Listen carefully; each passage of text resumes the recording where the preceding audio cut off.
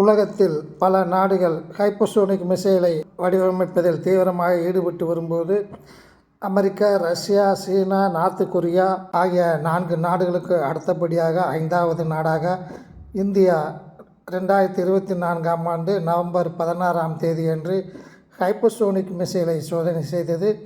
இது மாக் 5 வேகத்திற்கு மேலாக, அதாவது மணிக்கு 6000 கிலோமீட்டர் வேகத்திற்கு மேலாக செல்லக்கூடிய மிசைல் 1500 கிலோமீட்டர் வரை செல்லக்கூடியது. மணிக்கு 6000 கிலோமீட்டர் வேகம் என்பதனை அதிகரிக்க இந்தியா புதிய கண்டுபிடிப்பு ஒன்றினை தற்போது சோதனை செய்து பார்த்தது.